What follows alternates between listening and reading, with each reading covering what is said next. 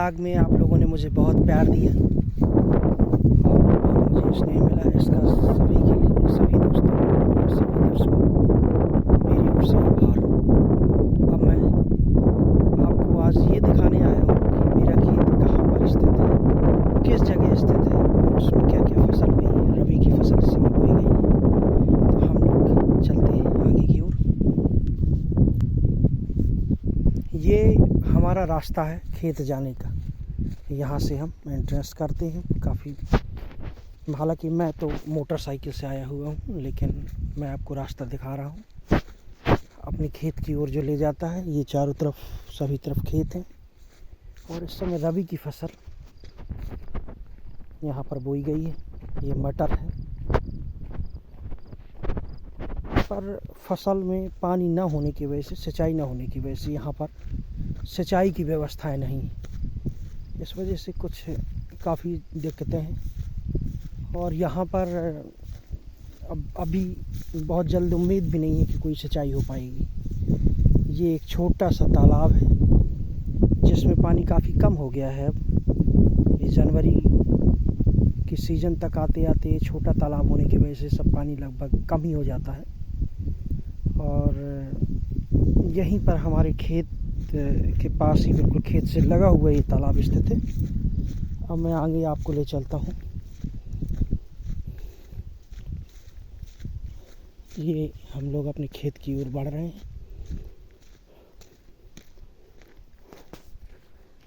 मैं यहाँ पर आज घूमने आया हूँ। बहुत अच्छा लग रहा है इधर, चारों तरफ हरा भरा सुहाना मौसम है। बढ़िया धूप खिली हुई है, सर्दी भी अधिक नहीं है। हमारे बुंदेलखंड में कहा जाता है कि बहुत नौनो लग रहा है, तो सच में नौनो लग रहा है बहुत। और मैं आप लोगों को भी दिखाना चाहूँगा। ये यहाँ पर मेरी मोटरसाइकिल सामने खड़ी हुई है, शायद आप लोग देख पा रहे होंगे। और ये तालाब हमारा जो मैंने दिखाया था पीछे से, और यहीं पर ये कैथा एक फल होता है, खट्टा होता है, जो इसका अचार भी रखते हैं और ये खटाई जैसी चीज़ों में काम आता है। ये कैथा का पेड़ है, शायद आप लोग जानते हो इसको। मुझे लगता है ज़रूर बहुत सारे लोग जानते ही होंगे। और ये मंदिर है हमारे जस्ट खेत के, खेत से लगा हुआ। पहले हम यहाँ के दर्शन करेंगे और इसके बाद आगे बढ़ते हैं, तो मैं दिखाऊंगा आपको। ये देखिए छोटा सा मंदिर है और कहते हैं कि ये मंदिर, हालांकि अब काफ़ी टूटा फूटा है, देखिए चटक गया है। ये मंदिर मेरे दादाजी, जो 94 साल की उम्र में जिनका निधन हो गया पिछले 2 वर्ष पहले, वो बताया करते थे मुझे कि ये मंदिर तब से, जब वो छोटे थे, बचपन था उनका, तब भी यहीं था। इससे मालूम होता है कि मंदिर कितना पुराना होगा। ये तालाब के किनारे है और ये मेरा खेत है। ये तो आप देख ही पा रहे होंगे। ये ट्रैक्टर बनाया गया है इन्हीं लकड़ियों की सहायता से, कांटों की सहायता से, बबूल की जो कांटे होते हैं उन्हीं की सहायता से। और ये हमारा बाग है, जो पहले भी आप पूर्व में ब्लॉग में आप देख चुके हैं। अब मैं दिखाता हूँ कि मेरा ब्लॉग कैसा लगता है यहाँ पर, यहाँ से मतलब मेरा बाग कैसा लगता है, माफ़ करें। ये देखिए कितना सुंदर नज़ारा है। ये कैमा के पेड़ कहलाते हैं, इन्हें कैमा के पेड़ कहते हैं। देखिए ये भी बहुत ही पुराने हैं, मुझे लगता है बहुत पुराने हैं। कुछ खजूर के पेड़ भी हैं यहाँ पर ये कैमा के पेड़ हैं। और इन पेड़ों का इतिहास ये कहता है कि ये मंदिर के साथ ही रहे होंगे या इससे पहले रहे होंगे, क्योंकि मंदिर का नाम ही कैमादाई देवी जी जिन्हें कहते हैं। तो इन्हीं पेड़ों की वजह से, इन पेड़ों, कैमा के पेड़ों की वजह से ही इस मंदिर का नाम कैमादाई पड़ा होगा, ऐसा मुझे लग रहा है। ये देखिए बहुत सुंदर पानी भरा हुआ है, हालांकि पानी कम है तालाब में, पर बहुत ही सुंदर। और इस पानी मतलब साफ़ है। इसको हम खैर पी तो नहीं सकते, लेकिन फिर भी नहाने वहाने के लिए यूज़ कर सकते हैं। ठंडा काफ़ी है पानी, नहाना तो मुश्किल होगा। और हम ये बाउंड्री जो बनी हुई है चारों तरफ तालाब के, उसके ऊपर आ चुके हैं। और ये मेरा बाग है। ये थोड़ा सा आपको, हाँ ये देखिए यहाँ से कुछ दिखेगा, चूँकि यहाँ बबूल की बाढ़ लगी हुई है तो थोड़ा सा इतना बढ़िया नहीं दिख पाता है यहाँ से, लेकिन फिर भी मैं दूर से दिखाने का आपको कोशिश करता हूँ। ये देखिए, यहाँ से तो काफ़ी अच्छा दृश्य दिखेगा मेरे बाग का।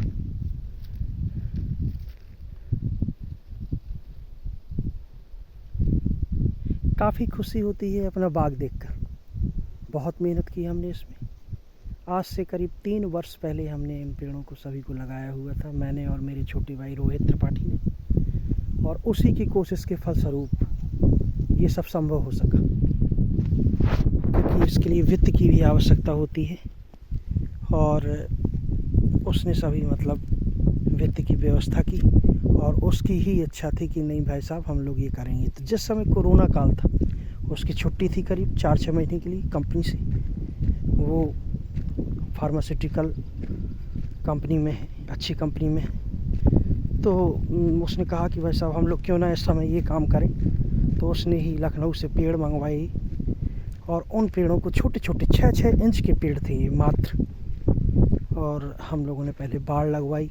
उस समय कोई पानी का भी साधन नहीं था, जून का महीना था जब हमने लगाया था, बहुत ज़्यादा गर्मी थी, मई जून के आसपास।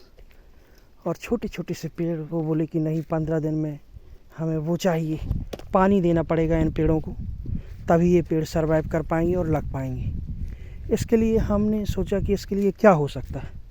फिर हमने अपने एक दोस्त केशव जी हैं, उनका ट्रैक्टर मांगा उनसे और टैंकर किराए से लिया। उस टैंकर में घर से पानी भर के, टैंकर में खुद ट्रैक्टर चला के हम लोग आते थे और इनमें चटक से पाइप से थोड़ा थोड़ा पानी हर पेड़ पौधे में, एक एक पौधे में दिन दिन भर डालते थे, 2-2 दिन डालते थे, तब जाके पानी पूरा होता था गर्मियों में।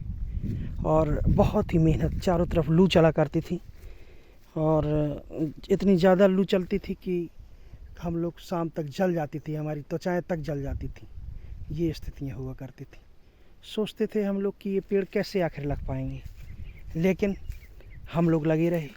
गांव में लोगों ने काफ़ी उपहास भी किया, लोगों ने, अरे पेड़ लगा रहे हैं भला चिचारा में, मेरे गांव का नाम है, इधर क्या लगने वाला है, कुछ भी नहीं। लोग ऐसा कहते थे और हंसते थे, लेकिन हम लोग अपने काम पे लगे रहे और उस काम का प्रतिफल आप देख पा रहे होंगे दूर दूर तक। ये मैं बाहर से ही आपको बाग दिखा रहा हूँ अपनी बाउंड्री की, जो हमारी बाड़ है एंगल की। ये देखिए लोहे के एंगल लगाए गए हैं इस तरह से, और तार भी हैं इसमें, कटीला तार है प्लस साधारण तार भी है, और ये सभी तार मिलके और चारों तरफ से कांटों की बार भी लगाई गई है। ये हमारा खेत है, लगभग 11 बीघा का खेत है और इसी में से 2-2.25 बीघा में ये बाग है हमारा। ये देखिए मैं खेत आपको दिखाऊंगा, अपनी सुंदर सा खेत है 11 बीघा का और बहुत ही अच्छी जगह स्थित है। आप देख ही चुके, मंदिर, तालाब, बहुत ही सुहाना दृश्य है। यहाँ पिकनिक भी काफ़ी अच्छी मनाई जा सकती है। और मैं आपको बाहर से बाग दिखवा रहा हूँ और हमारी मेहनत रंग लाई और उसका परिणाम आपके सामने है। आप देख ही रहे हैं कि किस तरीके से हमारा बाग लगा हुआ है और पौधे भी हमारे कितने बड़े हुए हैं, ये तो सब दिख ही रहा है। तो आज मैंने आपको अपना खेत दिखवाया। ये गेहूं बोया हुआ है हमारे खेत में, लेकिन यहाँ पर पानी ना होने की वजह से बहुत ज़्यादा समस्याएं। हालांकि हमने बोर करवाया था पानी के लिए, बाद में हमने बोर करवाया था और बोर करवाने के बाद उसमें पानी भी निकला। कम निकलता है यहाँ पानी, चिचारा में पानी उतना नहीं है, लेकिन 2 इंच 2.25 इंच पानी था। लेकिन सबसे बड़ी समस्या थी उसको निकालना, पानी को। उसके लिए हम लोगों ने जनरेटर बनवाया और जनरेटर बनवाने के बाद उस पानी को जनरेटर के द्वारा हमने निकाला और सिंचाई की पौधों की। उसी से पौधे हमारे सींचे गए, अभी तक उनको पानी दिया गया। ये बोर है, सामने दिख रहा है आपको, लेकिन ये जनरेटर से चल सकता है। आप सोचेंगे कि लाइट से क्यों नहीं चल सकता। इसका कारण ये है क्योंकि यहाँ पर लाइट अवेलेबल नहीं है। लाइट यहाँ से लगभग 2 किलोमीटर दूर, लगभग 1.5 या 2 किलोमीटर दूर है और वहाँ से लाइट लाना बड़ा दुश्वार है, बड़ा दुष्कर कार्य है।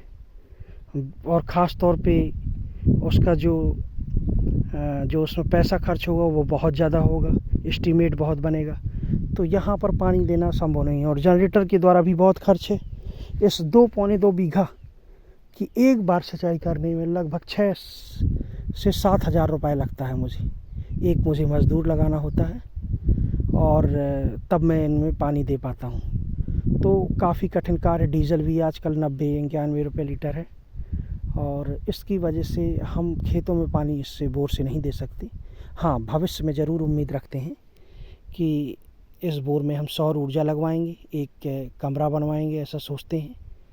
और एक दिन ऐसा आएगा कि इस खेत में हम पूरी सिंचाई भी कर पाएंगे, और हो सकता है इस बाग को फिर हम और बढ़ा पाएँ, क्योंकि बिना सौर ऊर्जा के बढ़ाना बड़ा मुश्किल है, क्योंकि इसमें लगातार पानी देने की और सेवा की आवश्यकता होती है, तभी कुछ फलदार पौधे भी हम लोग लगाएंगे। ऐसा हम लोगों की योजना है। तो अब इसी के साथ ही ये मेरी मोटरसाइकिल खड़ी हुई है, जिससे मैं आया हुआ हूँ खेत।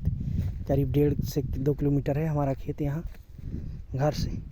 और अब ये मेरा गेट है, यहाँ से हम लोग एंट्री लेते हैं अपने बाग के लिए। सामने आपको दिख रहा होगा, देखिए, ये देखिए, ये हम लोग आ गए अपने गेट में। और अब मैं पंकज त्रिपाठी आपसे विदा लेने की इजाज़त चाहूँगा, और पुनः दूसरे ब्लॉग में और दूसरी बार जल्दी ही पुनः मिलने की कोशिश करूँगा। मुझे आप प्यार देते रहें, शेयर करें और मुझे सब्सक्राइब करें, यही मैं उम्मीद रखूँगा। नमस्कार, जय हिंद।